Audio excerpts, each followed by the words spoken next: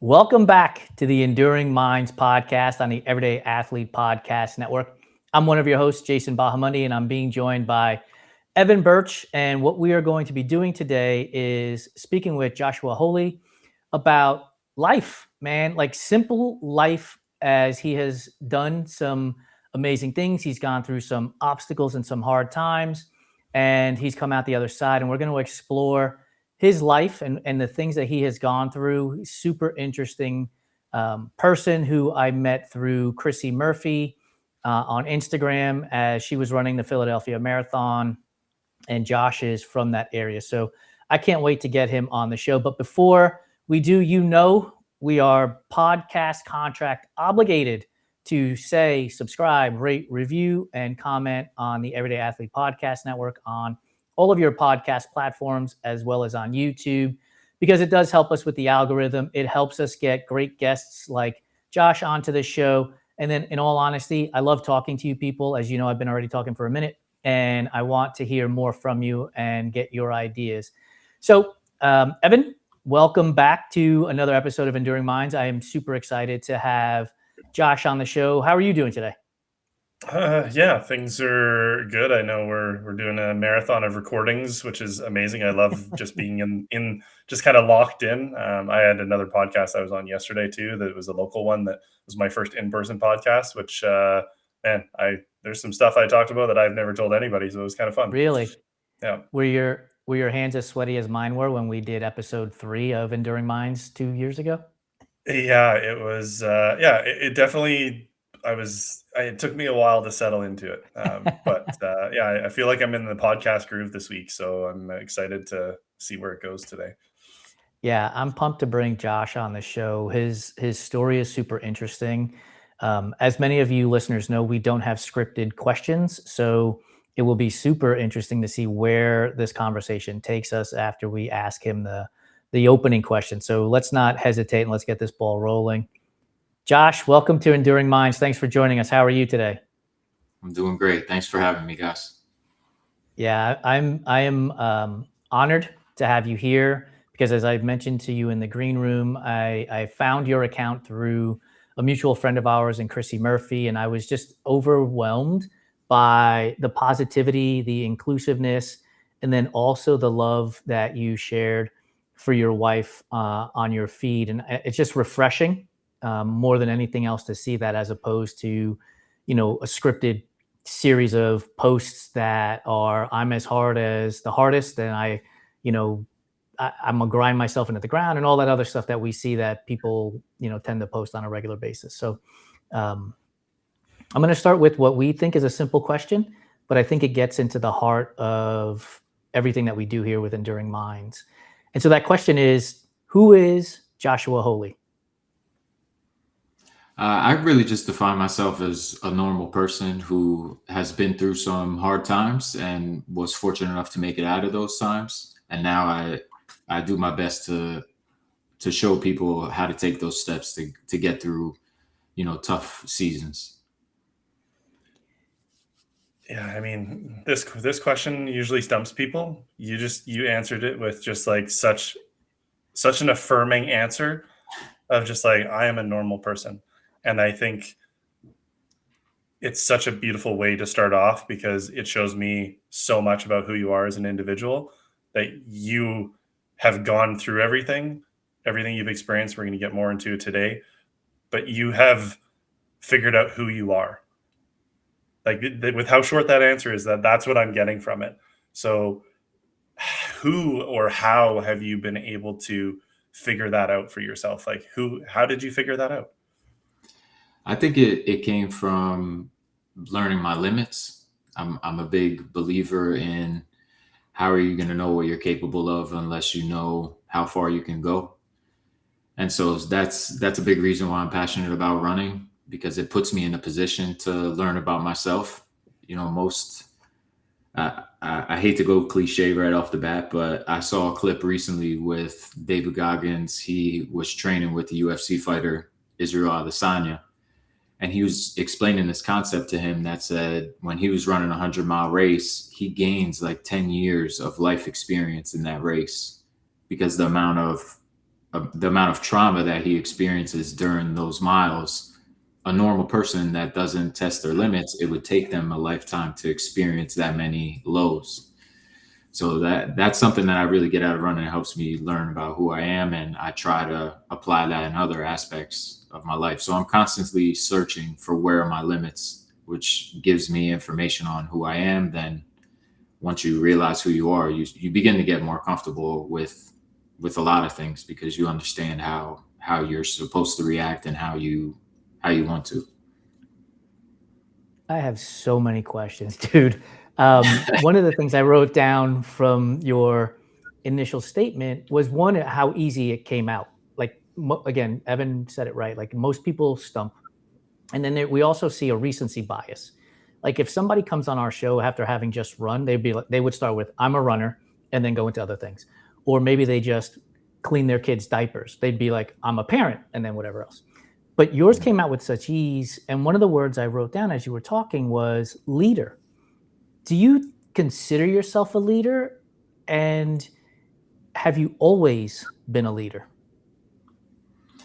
I do consider myself a leader now. I would say I was a follower for the majority of my life. But it took me some time to really identify as a leader per myself. I mean, even after I had been through a lot that I've been through, and I started mentoring and working with other people, I still didn't feel like a leader really, but that was more something internal. But I do absolutely feel like that now. Yeah. Do you embrace it, or is it a reluctant leadership that you've taken on? That's a great question, because I think it was reluctant in the beginning. And so I kind of just strayed away from it and didn't put too much thought into it. Now I really lean into it and embrace it. And I feel it is my purpose and my mission to be a leader. More so because the times that I've followed, I failed and made a lot of mistakes that I didn't have to make to get to the result of those lessons. But more so, I just feel confident in who I am, and I think I used to look to other people to try and get more types of validation, I would say, but now I kind of feel like I'm in a position where I should be trying to bring people along instead of, just following what everyone else seems to be doing. In the running space, especially the ultra space, there's a lot of people that have gone through a lot. Not everybody. There's some people that are definitely here from the athletic standpoint, but there's a lot of people that have gone through addiction, mental health, trauma, you name it. There's somebody that's gone through it. Has running always been a positive for you, or is it something that you've had to develop into being a positive? So I got into running 3 years ago, 2023. I had actually gone through a divorce in 2021. I was previously married, in like a almost 9-year relationship. It didn't work out, amicable split. And I had moved to Philadelphia early, like January 2021. 2022, sorry. And I was really lost. I didn't know anybody. I didn't have a sense of community. And I ended up going to a local gym, and I met a lot of the coaches there who were runners. So in the beginning, again, that follower quality, I wanted to be a part of something. I wanted to be included. I was in bad shape physically, so I knew it was a plus, but I was really just doing it as something to be a part of some sort of community and to meet people. And then it kind of turned to, now I just want to get good numbers, be faster. I didn't want to be considered slow. I kind of fell into that trap for a little bit. And then it became more of a positive, where I was like, wait a minute, this is just something I can enjoy. This stuff doesn't matter. And from there, I really started having fun with it the past few years. I want to go back to because you said you were a follower, a reluctant leader. Do you think that you could just be a leader without having gone through the experiences that you go through as a follower, right? Because you're learning along the way, and then you might see something that says, "Yeah, I'd rather do it this way, so I'm going to go lead over here." So I wonder if your thought process is, "Yeah, as a follower, it took me through some hard times. I learned some tough lessons, and now here I am leading." But are you the leader you are today without going through that process? Definitely not. I totally agree with you. I think it's necessary to be a follower in order to be a leader. Only because as a leader, if you're leading people, you need to know what it's like to follow and have experience there. I mean, if I could even compare it to like a war scenario, right? If I was in the army and I was being sent off to war, I would want someone leading me who had experience, who knew what it was like to be in war, who knew the emotions, who knew the outcomes, and who faced those same trials versus someone who was just book smart and educated and studied all qualities of leadership and mission control. Nothing like lived experience to give you that leadership quality. Mhm. Now, you mentioned that you didn't have a group of people moving to Philadelphia, new divorce, kind of building a new life for yourself at this point. And I know from my experience as I was growing up, there's always pockets of like groups of people, whether it be junior high, high school, sports teams, all these other things. Looking back in your life, was there moments where you had those groups of people that you were collected with that maybe were positive, maybe were negative, that you either grew out of or just kind of moved on from? I had a group of childhood friends that, it was like four or five of us. We were really close. We're still close to this day, thankfully. But it was me more so straying from that group. We were all a group of good kids when we were in high school and middle school. We didn't, we weren't out really getting into trouble. We weren't drinking or anything like that or smoking. And we were the kind of like the straight edge guys. We would go to the parties, but we wouldn't, be getting hammered or anything. We would just go there and have fun. But then as a teenager, I strayed off from them and got into more of like a street life. And then from there, my friends were really mixed, few and far in between until until I ended up going to prison and coming home. And then I had that same group originally who was still there for me, showing me support. And, when I moved to Philly, they were back in the Lehigh Valley, which is like an hour and a half north. So it's a drive away. But I mean, when you're working and you're in a city all by yourself, it's still there's still that separation. Everybody has families now. They're older. They have children. So, that time spent just becomes less and less. Have they, despite being an hour and a half away, gotten into running because you've gotten into running?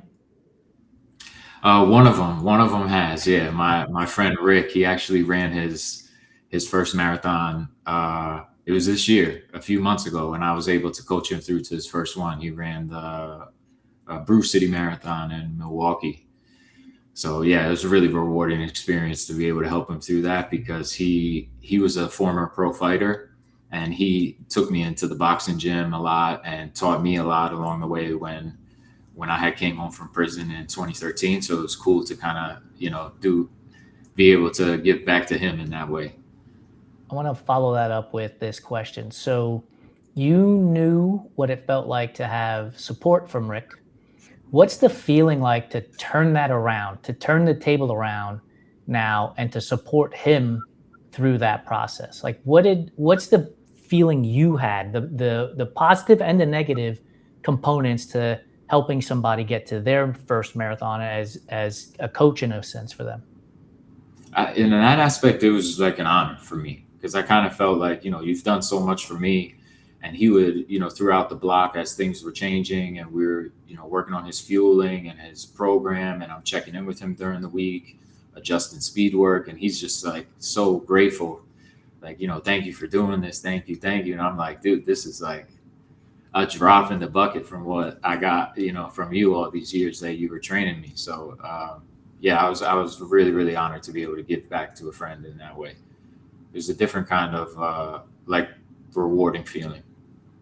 It's incredible when you see people for who they truly are and you don't have to put on a performance. You don't have to be anything that you're not. And I mean, that's what I'm hearing in this friend group that you have of people that have always been there to support you. Just because something went wrong in your life didn't mean that they just wrote you off as this like horrible person. And that's very easy for people to do. Like somebody does something that they shouldn't, well, that person's a bad person. It's like, well, that's not necessarily always the case. That's, somebody made a mistake when they were younger, whatever that is. And I would imagine, being in prison and having that freedom taken away from you and all those other pieces, the friendships, the relationships, all that other stuff.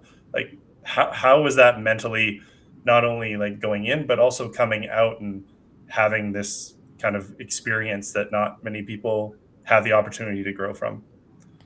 I think it's going to sound a bit counterintuitive, but it was in a way a good thing to go in there with minimal support and minimal friends, because the people that when I went in there, I was 22, so I didn't have a girlfriend, I didn't have any children, I wasn't a homeowner.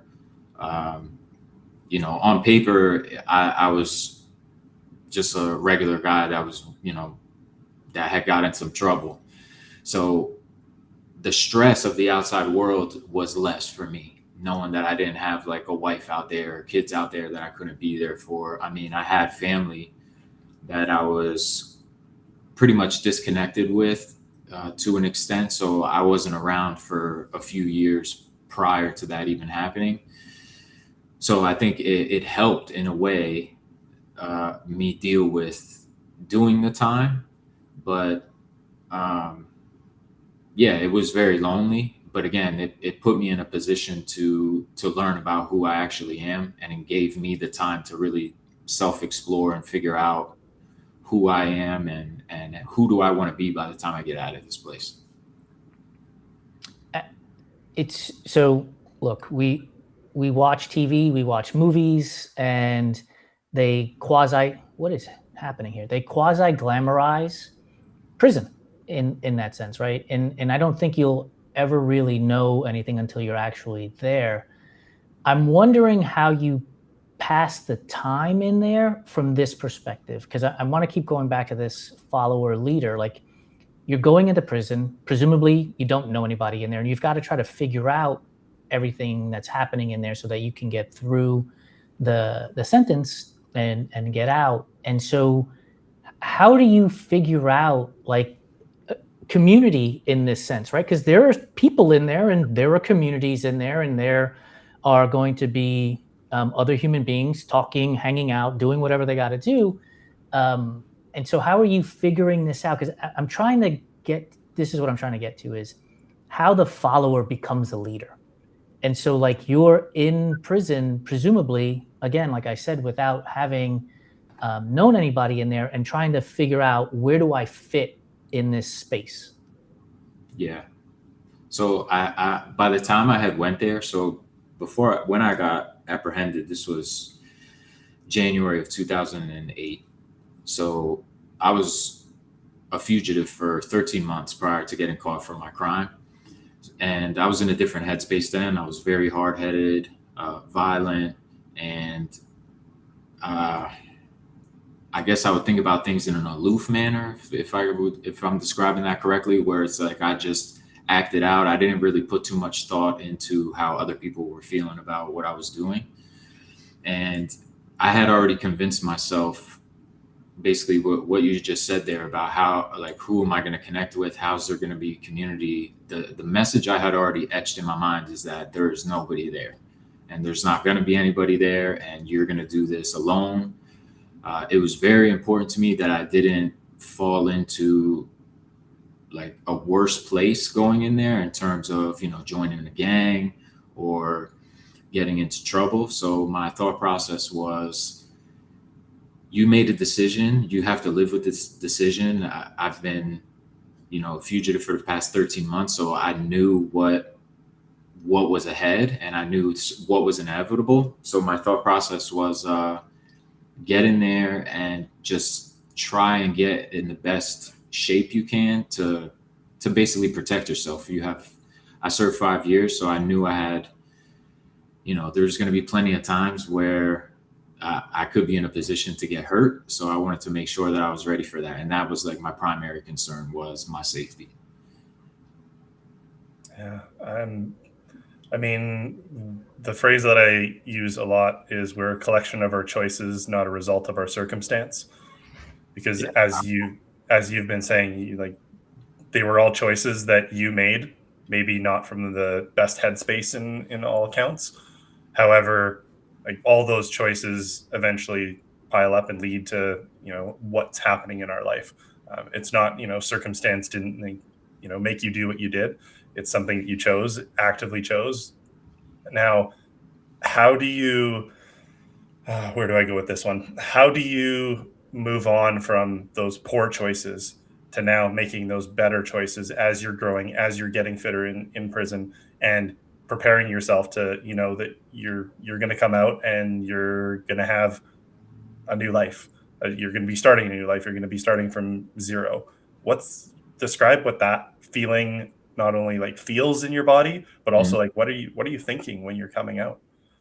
So I would say the first few years, maybe the first two and some change, I was still kind of trying to figure things out. I knew I was always a book smart kid in school. So I was really diving into the library, not anything like fiction, but really just learning, reading biographies, world history, science. I really enjoy learning language. So I was studying stuff like that in there, and then just working out. And then it wasn't until, around that halfway point that I really started realizing, does everything I believe today as like a 24-year-old young adult, is that what I actually believe? Or is it a collection of things that have just been placed on me that I decided to accept as true because my friends like it, or the people around me think it's cool? So I kind of just went on this really deep road of self-discovery and tried to go back to basic terms, like, what does love look like to me? What does respect mean to me? What does being humble mean? And there's a lot of those words I had to redefine. And I slowly started realizing, okay, who do I want to be when this is all said and done? And then I just worked backwards from there. So if I had this vision of this person who was doing the right thing, was, maybe owned a business, and he was making a comfortable salary, for example, what are the qualities that go along with that person? And then I would break those down and start working on those qualities on myself. So whether it was patience, whether it was, remaining calm, or trying to not respond to X amount of anger I had, I just started chipping away, and I knew I had years to go. So by the time I did come out, I had built this level of confidence that was really high. Like, if I could just do 5 years of this, like, the real world is not going to be this battle that people make it out to be. So that's what prepared me. Yeah, I have one quick follow up, and then I'm going to let Jason ride with that confidence thing that I saw you writing down there. Yeah, he knows. What I heard in that was, it wasn't your voice and it wasn't your story that you were listening to that got you there in the first place. And I'm sure that was like a very big tipping point of being able to start listening to yourself and trusting yourself again. And again, this idea that, when you're in that dark place, maybe your intuition isn't the best thing to listen to. It's a little bit broken. Mm-hmm. But what I heard in what you said of that, you're reading, you're trying to figure out who you are. Like, your intuition was coming back and you were starting to lean into it. And I think it's incredible to hear that, because so many people just think, people go into prison and they're always going to be there and they're going to just keep cycling in and out. But you changed that narrative, and you changed that with your own story versus listening to somebody else's. So I just wanted to say that. Yeah, I appreciate that. That means a lot. So we're having a serious conversation, but I wonder if you have realized that at least 2 times that I've noticed, and I've written them down, that you have smiled the biggest is when you talked about helping Rick and your friends, and when the word confidence came out in that last answer to Evans. Like, can you feel the smile coming out? And if you're recognizing the smile, why was it friends / Rick and helping him and confidence, the two moments that brought that smile out of you? Yeah, I smile a lot now. It's pretty crazy because even growing up, even as early as first grade, all of my school pictures are just this like stone face kid, you know? And again, I think it was more me being that follower, trying to be strong. And, I grew up in a household of all women. It was my grandmother, my aunts, my mother, my sister. I didn't have a father, which I think really does attribute to the following that I was doing as a youth and as a teenager, like, going to the street looking for the older guys to accept me into their crew and, that whole narrative.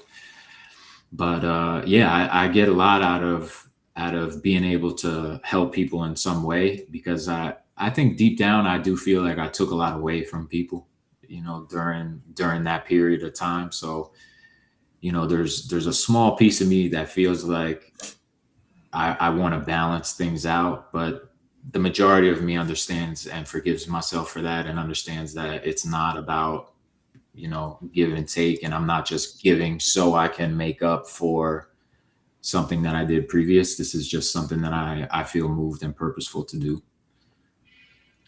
So I'm going to ask you to smile a lot more for the rest of this conversation. But I do have a follow-up, because one of the things we talk about a lot on this show, and this is episode 21 or 20, I think, at this point of season 2. And so we've had 40-ish conversations. And one of the things that almost comes up in every single one of them is grace, and learning to give ourselves grace. We do hard stuff. Sometimes we fail, and we have to give ourselves grace. You mentioned forgiving yourself.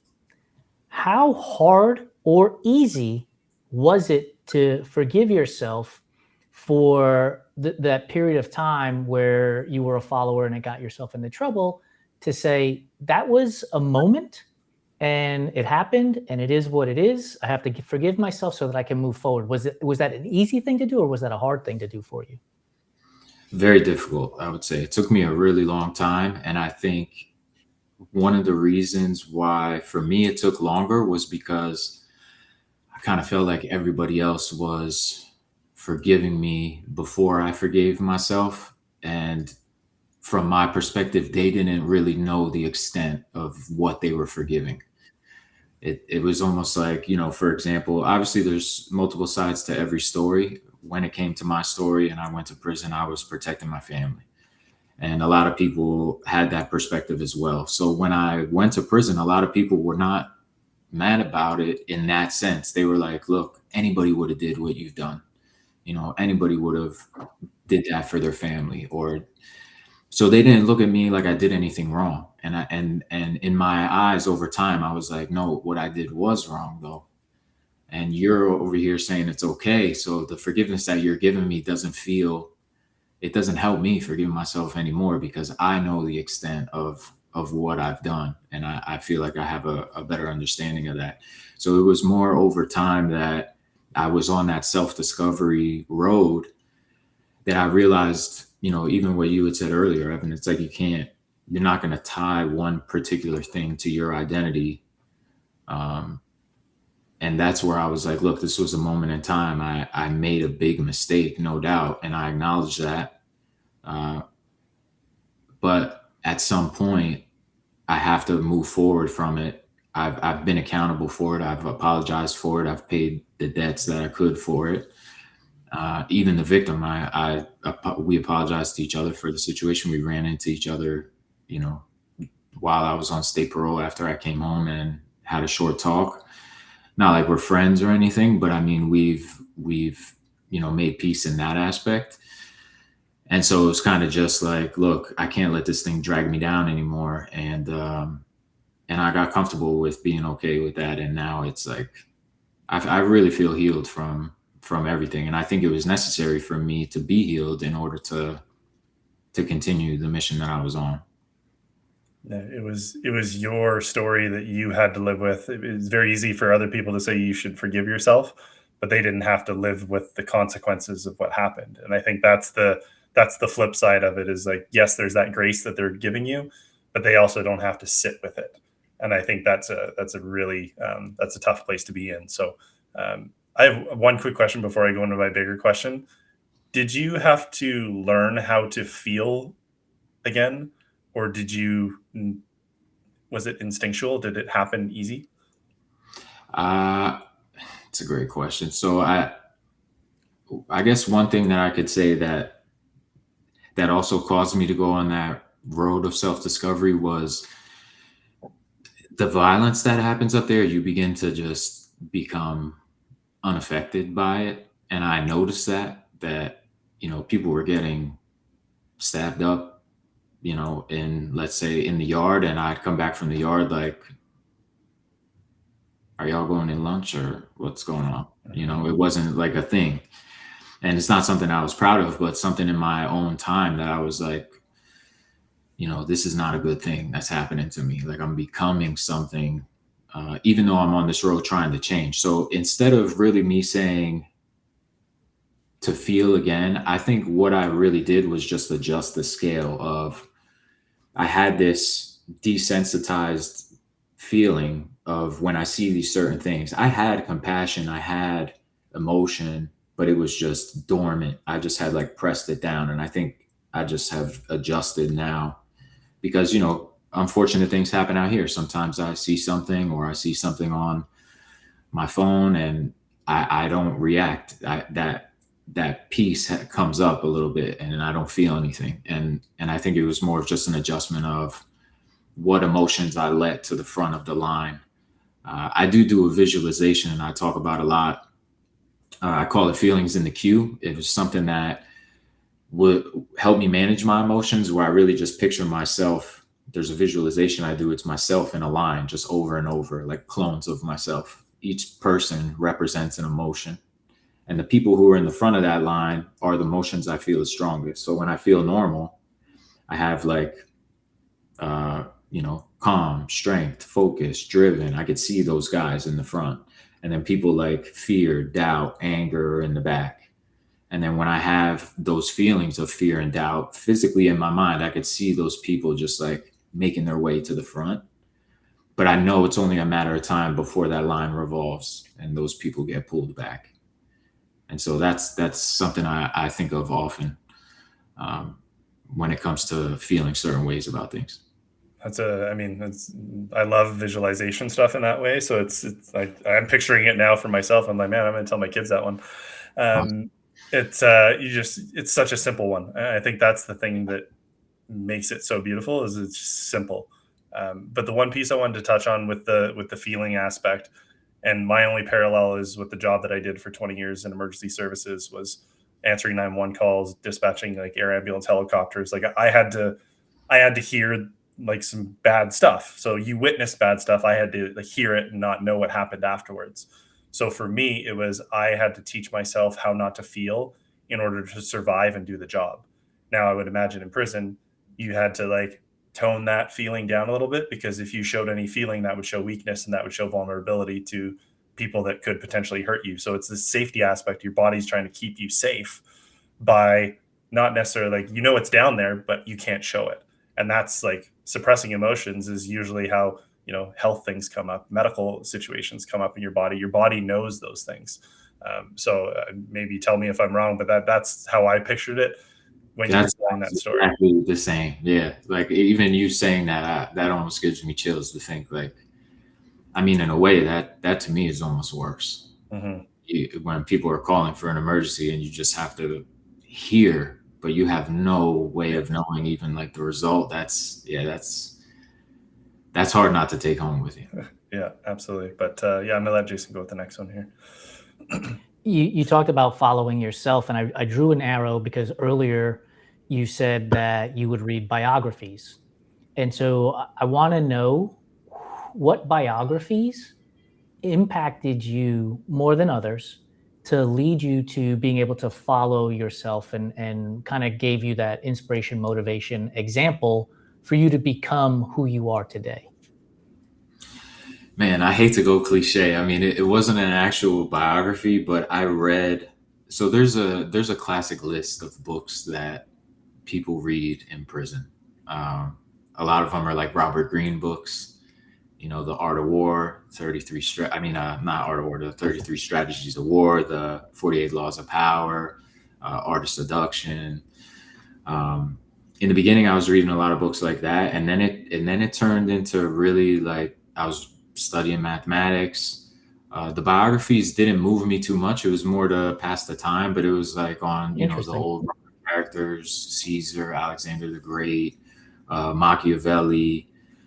But it's like when you read stuff like that, it almost makes people, like for me personally, it was just making me more militant. So I was really on some, what are things that can just help me, People's History of the United States, I thought was a great book. But then like you get the self-help ones like Atomic Habits, Malcolm Gladwell books, Outlier.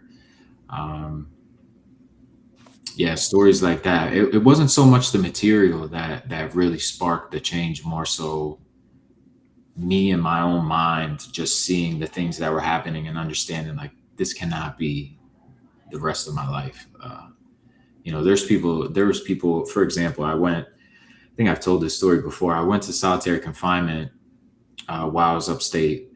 I got into this fight with this guy. They put us down there for like 3 months, and you go down to what they call the hole. It's like an administrative segregation. You're down there 23 hours a day, and you get 1 hour of like walking in this little cage back and forth. And there was a guy down there who is down there permanently. Some people are they can't be in general population because for whatever reason, it could be they're violent, it could be they're afraid. There was a guy down there, I know they were making fun of him because he hadn't seen a car or like an animal in like over 17 years. And like, I hear stuff like that, and it's like, how is this real right now where I am? Like, I know my life is destined for something more than this. And it was just like a culmination of a lot of those kind of moments that really pushed me to say, okay, I'm capable of getting out of here and doing the right thing. And I just made the decision and the commitment to do it. Every now and again, there's a light bulb moment. And as you were talking, even prior to the solitary confinement part of your answer, one of the things I realized is while you're reading mathematics books and studying, and you mentioned like some of the Machiavelli and Napoleon and that kind of stuff, and you were like, this is just going to get into more violence. And there was a moment where you actually understood who you were, what you were doing, and why this isn't beneficial to you. And the light bulb moment for me was, and he doesn't have a phone in his hand to scroll social media. And so it made me think about the opportunity that you have. And I want to say this in a way so that it helps people that are not in prison today to put this together.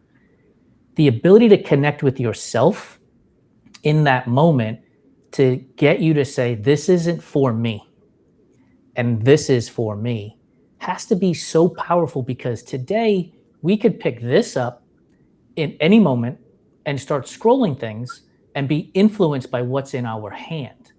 And so I'm wondering if today, when you're leading your run club and you're with your family and you're with your friends, if there are moments where you're like, people, put your phones down, like let's get to know each other and connect with each other. Because I know when I connected with myself, my thoughts and my and life changed. Like, do you have those moments when you're in your groups?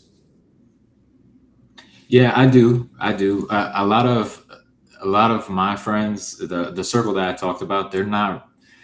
I mean, I'm 40. I'm going to be 41 this year. So like my circle of friends, they're not really active they're not content creators or social media people. I mean, my friends in Philly are, but we're normally training, so it's not so full of phones. But when I do see my family, they're very present.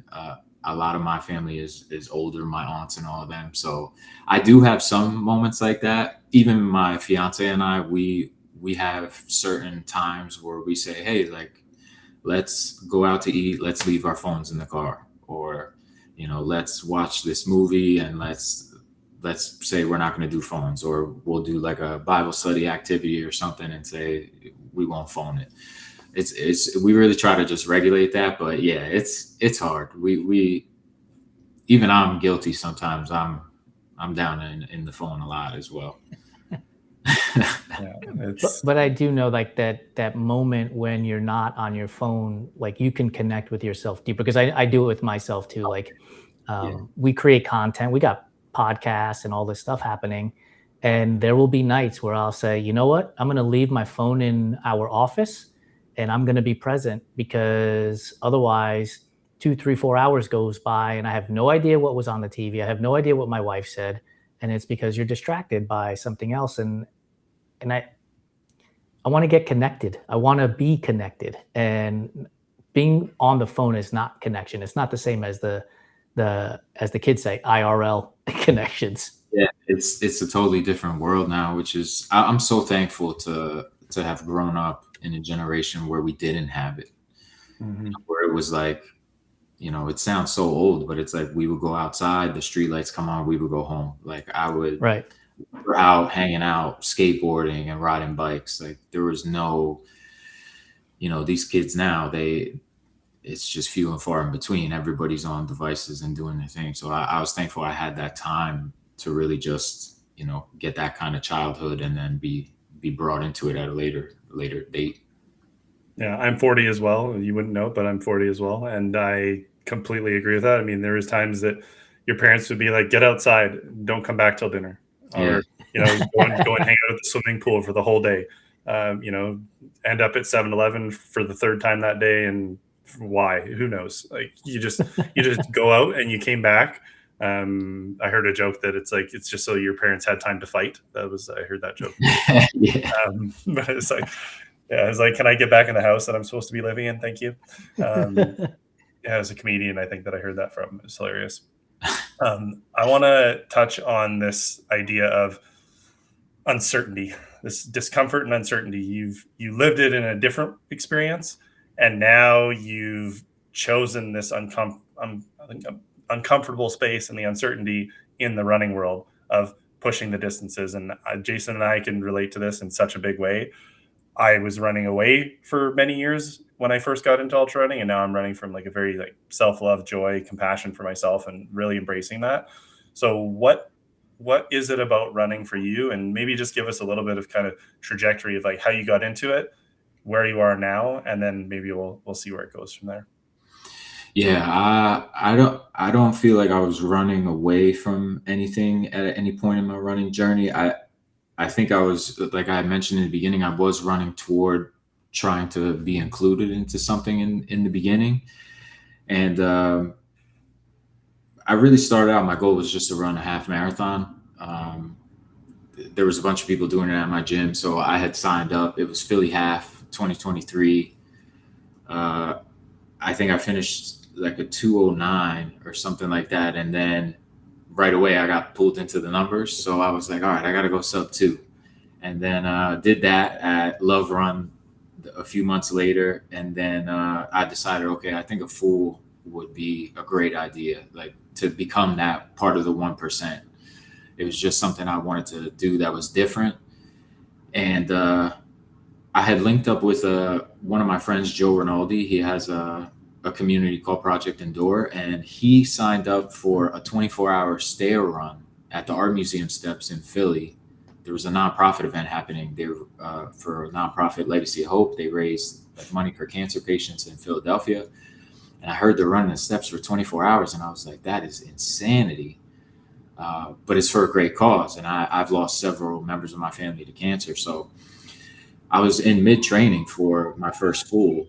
It was going to be in November of 2024, Philly Marathon, and this stair run was in September. So I joined. It's not a big deal. I can walk as much as I want. There's no medal at the end. It's not a sanctioned thing. And I ended up clearing like 52 miles in the 24 hours. So it was like 15,000 feet of climb. I had ran my first marathon on stairs. Like I cleared the first distance on stairs, and the pits that I went in through that was just, man, I have never felt a feeling like that in my life. I wanted so bad to be out of there so many moments. And then other moments I was like, I can go another 10 hours. I'm going to be good. And when it was all said and done, I remember going home and I'm sitting in the passenger seat. My fiance was driving, and I just was like, how the hell did I do that? Like, how could I have completed that? That was just outlandish. And it made me realize like what we were really capable of. And it made me just want to explore that again. And that's what kind of pulled me into running ultras. And I thought, okay, I've got to get this feeling again. And I failed all of my race goals that year, prepping for the next year for the marathon, because I ran the marathon 2 months later and I got like a 4:27. I had a 4-hour goal, so I was broken up about that. And I failed all the races throughout 2025 trying to push myself. And then when I hit Philly Marathon, I got to be an ambassador with Chrissy. That's, who had recommended me for this pod, and got a sub 4 there. And it was just like all the training had paid off. I failed my way to my A race. And again, that feeling was like, man, like I'm capable of so much more than I think. Even now that I've been training for a few years, I think I can do something, and there's so much more I think I can't do. And there's just these opportunities that keep unlocking. So I'm tied up, man. I'm in there. I just want to see how far I can take it, and still enjoy it. If it gets to a point where I'm just, not learning anything from myself and just trying to achieve some milestones, then I'll probably back off. Am I mistaken? But are you not registered for a 100-miler in 2027? I'm in Javelina this year. I'm running this year. This October. Yeah. I'm excited. I would offer my services, because we'll be living in Phoenix at the time, but we'll actually be you and I are going to be switching coasts. I'll be on the East Coast for the New York City Marathon, while you guys are running at Javelina.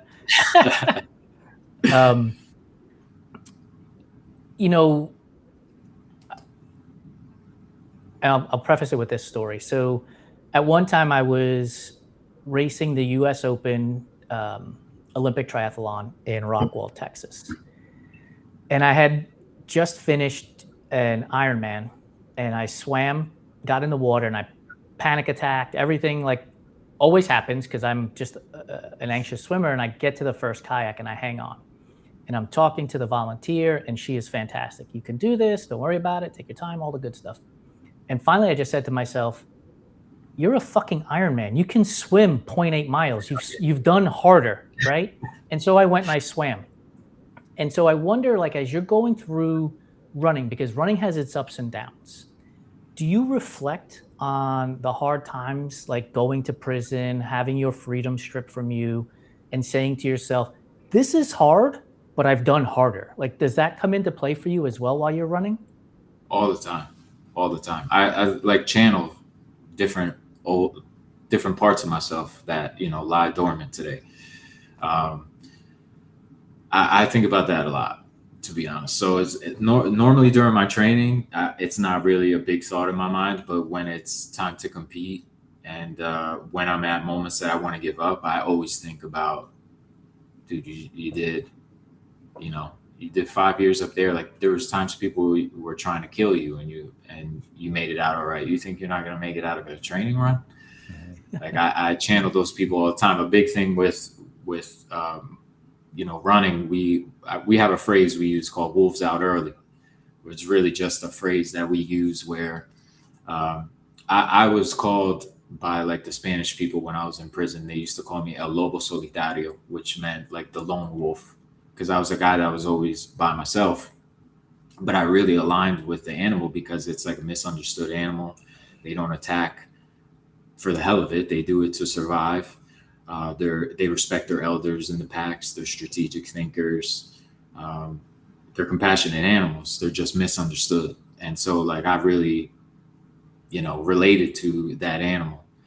So all the time, and when things are going hard in training, or when I'm in an ultra and I'm in that cave, I channel the wolf. I just think about who I was and things that I've been through. And I even do it at work, to be honest, because when I'm going through some really bad problem at work that we need to fix or we need to solve, I think like, dude, you ran 50 on stairs. Like, what do you mean you can't figure out this meeting by 10 a.m.? Like, it's not that serious. Like, we can get it done. So, yeah, I'm constantly channeling those old parts of me.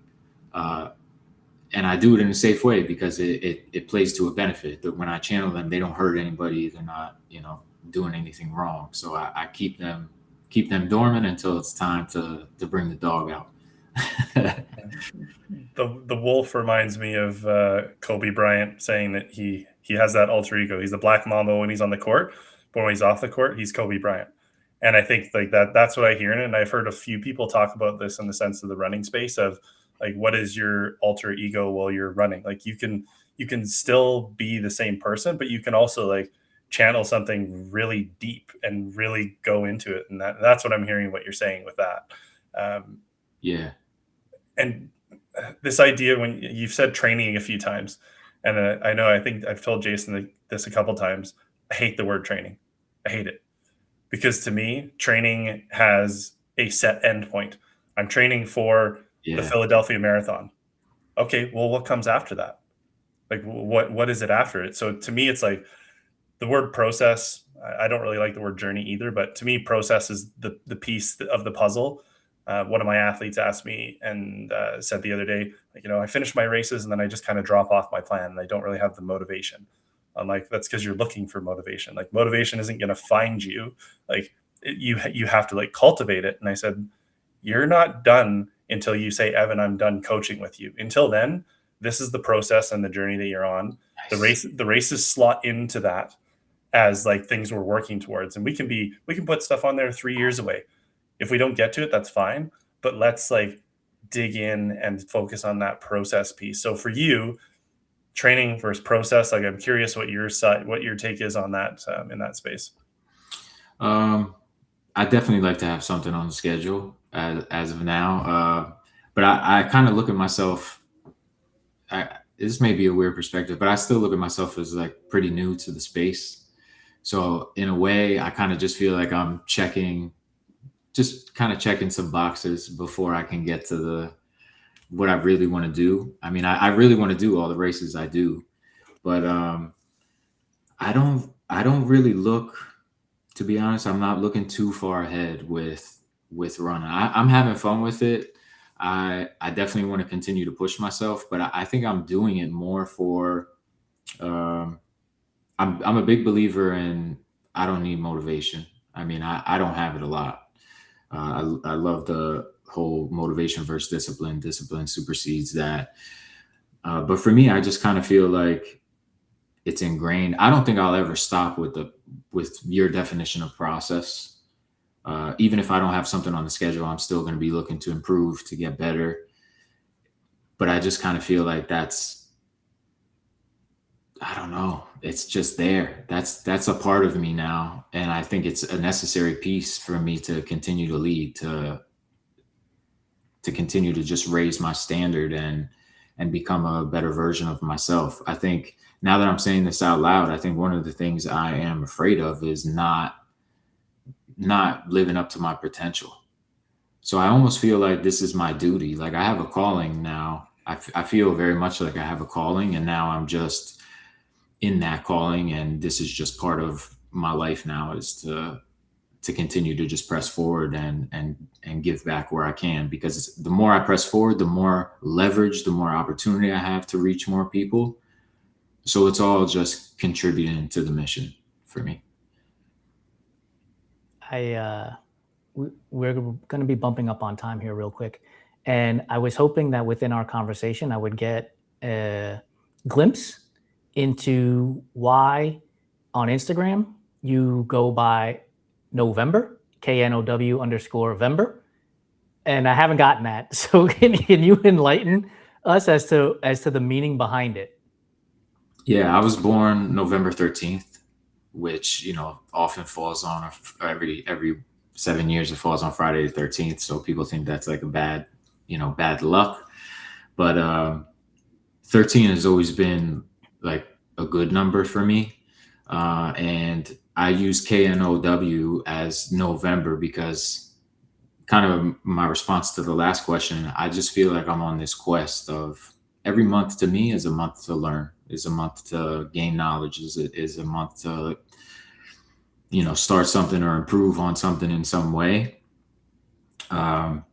It's weird. It's almost like when you had mentioned earlier about people in the ultra space, where they come from, some come from addiction, some come from trauma, and we kind of just adjust that from drugs or violence, and now we just do it to miles and bike sessions and things like that. I almost think I'm on a bit of a road of just the road of improvement is just a road that I guess I'm addicted. I guess you could say I'm addicted to it. I just really feel like it's more of my purpose, but it's just, the words that I speak, the words that I see every day, the thoughts that I have, all that stuff I try and be cognizant of. When I listen to music, a lot of time, I'm not a big music guy. So I would say like 99% of my runs are music. I never ran a race with music because the words are not mine. So like, it's depending on what song I'm listening to. I just have somebody telling me all this stuff that's probably negative. The beat is great. And then it's like subconsciously putting stuff in my mind and making me think about this stuff that could, affect me in some way. So I'm really cognizant. That's why I use that name. I kind of went off on a tangent there, but No, it's awesome. I have one quick comment, and Jason, I'll let you wrap it up with a final question here. I heard so Rachel Entrikin, who just won Cocodona 250, she was in an interview, and they said what is it about the running? Like, why do you do it? And she said that she wants to figure out if she likes the person that she is while she's doing it. And when I heard that, I was like, oof, and that's like, for me, like, if I were to like go deep into it, I think we're all trying to figure out if that's the person that do we like the person when we're doing this? Because if it is the person that we like, we're going to want to do it more. And we're going to, whether you call it addicted or not, but it's something that is allowing me to exponentially figure out things about myself in a short, condensed time. As you said, right from the beginning, you are learning so much in such a short amount of time that would take you years to figure out. So maybe the next time you're on your run, start to think about it in the sense of like, do I like the person that I am while I'm running? And if you do, like, that to me is a sweet spot. Yeah, that's really well said. I listened to that and I had the same feeling when she said that. Like, damn, that was a gem, and she is incredible, man. Well, it's interesting because I also run musicless 99% of the time. And I've always said it's because I want to hear the birds chirping, nature, listen to my own words. But maybe a part of it is what you said, which is somebody is, excuse me, infiltrating my thoughts with their own thoughts. And so I'm no longer focused on me and how do I grow as a person. I'm focused on them and how do I help them grow as a person. Right. And so thank you for enlightening me. No, I totally agree because they have I used to say it as a joke, like, oh, I just want to do it for maximum suffering. You know what I mean? And then I kind of was like, well, if I'm listening to music to try and distract me from what I'm doing, like, I'm missing out. Yes. I thought the point was to sit here and to find out how bad I want it. Mm-hmm. So yeah. Nailed it.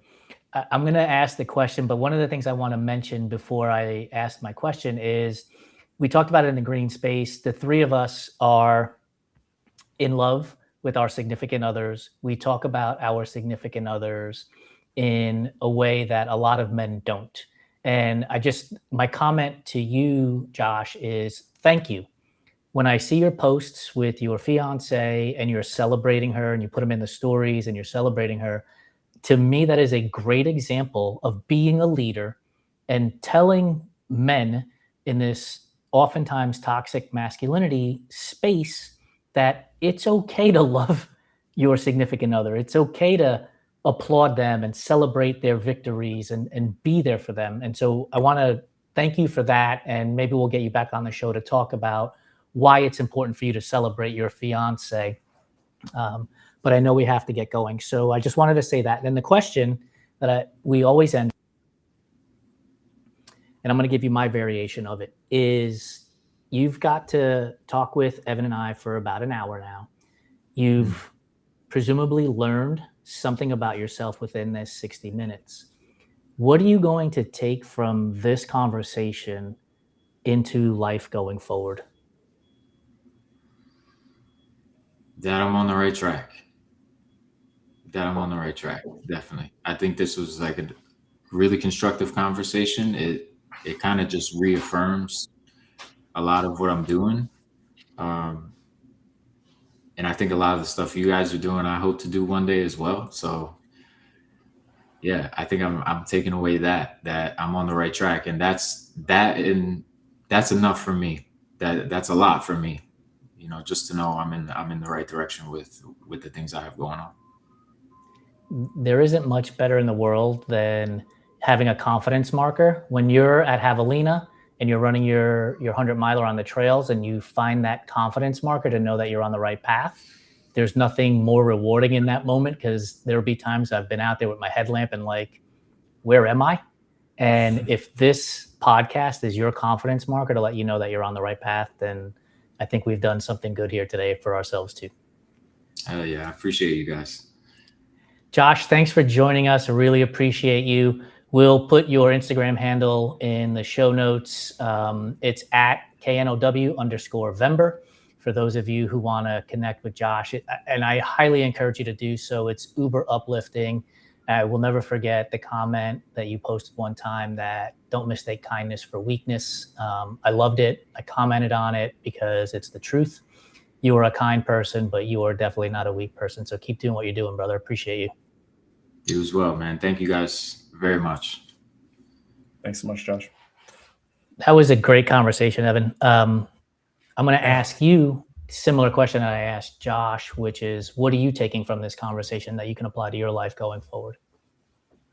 Yeah, I think it's interesting. The number of conversations that we've had on this show, every time I do take a little bit of time just to reflect afterwards and just think about it a little bit. And I mean, just the level of humility that Josh has in the space. And I think that's something that I've always been working towards myself, is just understanding that, I'm not the results. I'm not those things. It's being able to give back. And especially as a coach, having finished this 60 kilometers this past weekend, and one of my athletes was running with me, and she placed 5th.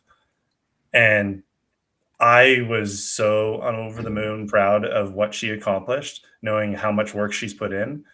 And I didn't care what I did that day. Like, there was the care that I had was all about, I got the opportunity to show her what she was capable of. So for me, that's a driving force, is that, helping people in a way that I have the ability to, selfishly take a little bit away from what they were able to accomplish. What about you, Jason? I am going to take away the follower to leader. Look, I started this company, started this podcast network, but I'm surrounded by you, Lori, Santino, and Joe. And sometimes, in order for me to get to where I want to go with this company, I have to take the role of follower and listen to what the 4 of you guys are saying in these conversations, so that I can then lead going forward after that. And I think in order to become a leader, Josh, to hit the nail on the head, you have to be a follower first in order to figure out what it is you're actually looking for and what you want to do, instead of just putting a flag in the ground and be like, I'm the leader. So I'm going to take that away from the conversation. So I really appreciate his sentiment on that. For those of you that have hung around for this conversation, thank you so much. We really appreciate your time, your energy, and your feedback. You can email me, jason@runtrimag.com, with any feedback you have about this conversation or any of the other conversations we have on Enduring Minds. Your support means the world to us, because it allows us to continue to bring great guests like Josh back onto the show. We'll see you again in 2 weeks for the next episode of Enduring Minds, where we are going the distance and breaking the silence. Have a great one, everybody.